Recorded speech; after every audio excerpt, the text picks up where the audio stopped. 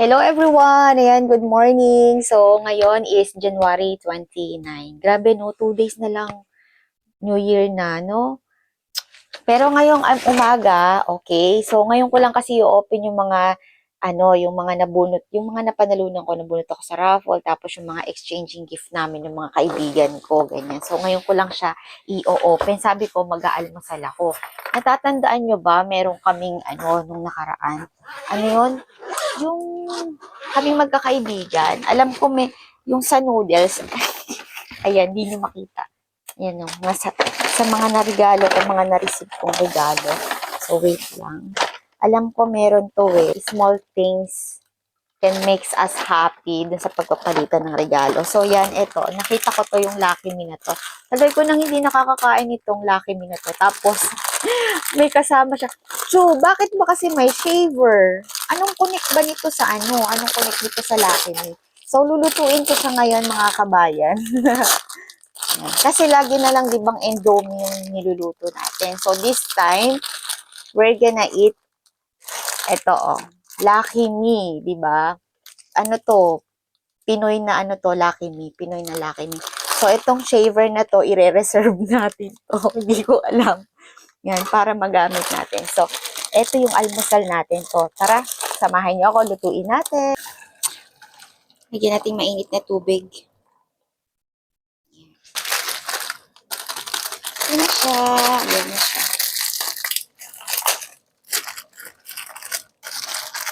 Ano na kayang lasa nito, no? Tagal ko nang hindi nakakain nito. Kasi, di ba, puro tayo ano dito, puro tayo Indomie. Yun yung kinakain natin. So, ito, Lucky Me.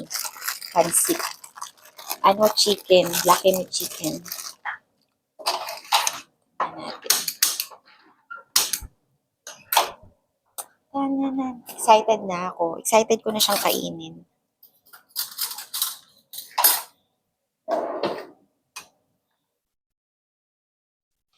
So, ayan, kumukulo na siya. Kaya ilagay na natin itong seasoning niya. Grabe no, magbabagong taon na. Pero alam nyo ba, sa case kasi natin, di ba, mga OFW tayo, hindi natin kasama yung family natin. Pero kung meron kang mga friends dyan na pwede mo namang samahan and you allow to celebrate the New Year with them, so grabe, 'di ba? And para sa lahat po, 'di ba? Naalala ko yung sinabi ni Sir Gavin nung nag-Noche Buena sila sa Japan. Sabi niya doon, hindi importante kung ano yung nakahain sa hapagkainan. Ang pinakamasayang at the best na experience doon is yung kung sino yung kasama mo, 'di ba? So siya nakasama niya yung buong yung family doon. So in our case, hindi man natin sila kasama, but we have to be thankful. Yun palang malaman na 'di ba, na okay sila, nandun sila sa Pilipinas, nag-enjoy sila, magkakasama sila doon, 'di ba? Although may kanya-kanyang mga family na din yung iba, but knowing na they are okay and we are okay, mga kabayan. So, yun pa lang, 'di ba? So, thankful na tayo doon. So, maging mapagpasalamat pa din tayo. So, yan, hindi man na natin maramdaman yung alam ba, yung kantang ang Pasko ay kay saya, 'di ba? 'Di ba? And yung walang tatalo talaga sa Pasko ng Pinas, 'di ba? Hindi man natin yung nararanasan dito sa ibang bansa or what. Ang pinaka-importante doon, masaya sila, 'di ba? Masaya yung mga mahal natin sa buhay and tayo, Lord ang magpapasaya sa atin dito sa abroad. Okay? So, yun, laban lang, di ba? Medyo malungkot yun para sa iba nating mga kababayan, di ba? Kasi nga, di ba, abroad din natin kasama yung mga family natin, mga mahal natin sa buhay. Pero, laban lang, magpakatatag lang tayo. And one day, I do believe na makakasama din natin sila, di ba? Hindi natin alam kung kailan ba tayo kung hanggang kailan ba tayo mag-stay dito.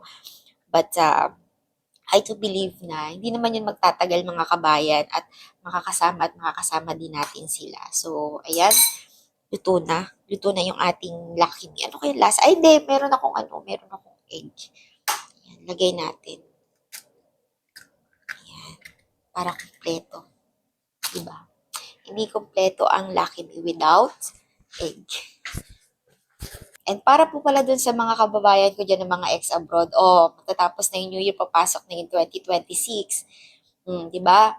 So, it's time naman na to go back work. So, if you guys wanna go back abroad, okay, ang agency po namin ay still, okay, naghahanap po ng worker, okay, from the age, alright? Ang age limit po is 25 to 45 years old. Dito po ito sa bansang Kuwait, okay? And of course, we're gonna have a day off and makukuha niyo po yung indemnity nyo after 2 years contract. So, ano pang inaantay nyo? Mag-message lang po kayo sa akin or visit my page po. Ate Merl po yung pangalan, okay? And sa lahat po ng may mga inquiries, mag-message lang po kayo doon sa akin. Okay? So, see you on my chat box po and eto, kakainin na natin. Okay? So, okay na siya. Ayan. Mag-message lang kayo mga kabayan, ha? Marami nagsasabi, "Ay, madam, ano ba, okay ba ang Kuwait?" Ganyan. Okay naman po ang Kuwait. Ang Lucky Me chicken ng Pinas. Let's gonna eat. Praise God, hallelujah, purihin ka Panginoon, maraming salamat po sa patuloy na pagpapala mo sa buhay ko and also sa lahat ng mga viewers ko, Panginoon Lord God. Dalangin ko, Ama, basbasan mo po ang aking almusal today. Panginoon, bless mo to, make it safe to eat. Give mo to kalakasan ko, physical, Lord God. And abutin mo din po, Panginoon, yung mga mahal namin sa buhay, Panginoon, Lord God. Bless them, O God. Hayaan mo, Lord God, na ikaw ang mag-bless sa kanila, Panginoon. Salamat po, Lord God, sa iyo, Lord, ang pinakamataas na papuri at pasasalamat in Jesus' name. And amen and amen. Yum. Sarap. Uy, iba talaga yung Lucky Me ng Pilipinas. Ito yung nami-miss ko, no.